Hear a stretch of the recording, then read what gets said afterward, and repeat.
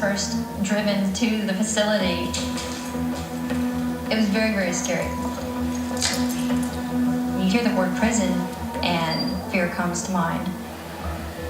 With over 1,000 women, you have to deal with a lot of backtalk, bitterness, anger.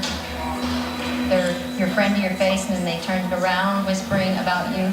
That's mind games and it does a lot of damage, a lot of damage.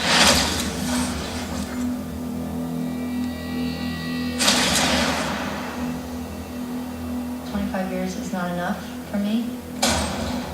I feel like I've deserved, part of me wants to say the death sentence, part of me wants to say life in prison.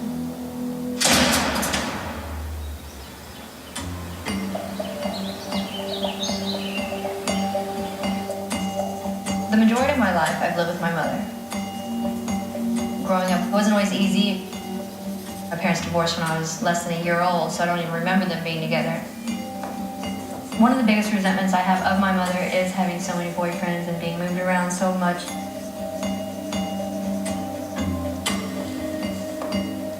I felt very insecure, very unstable. I pretty much just tried to stay in my own little world. There was one morning, I didn't want to go to school that day, so I think I was probably faking sick. My mother and her boyfriend at the time were asleep. He was a Vietnam vet. He frightened me quite a bit. He suffered from Agent Orange, and that changes you mentally.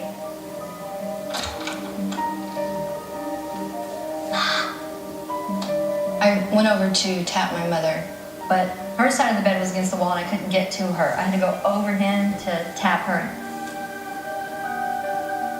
Trying not to wake him up because he's kind of a mean guy. What do you think you're doing? What do you think you're doing? I'll kill you. I couldn't move. I've got a barrel of a 9mm in my face. I'm sorry. I was stunned. I will kill her. My mother did wake up and was able to bring him back to reality. Having a weapon put in your face at 10 years old does a lot of damage. A lot of damage. You get paranoid, you get bitter, and it's hard to get rid of that. I knew right then and there that I had to do everything I could to protect myself.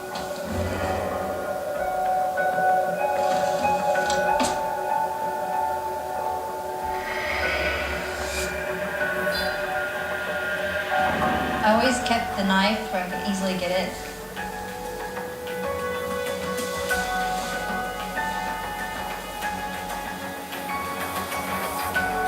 Relying on the knife as something to help me cope with things was the worst decision I could ever make.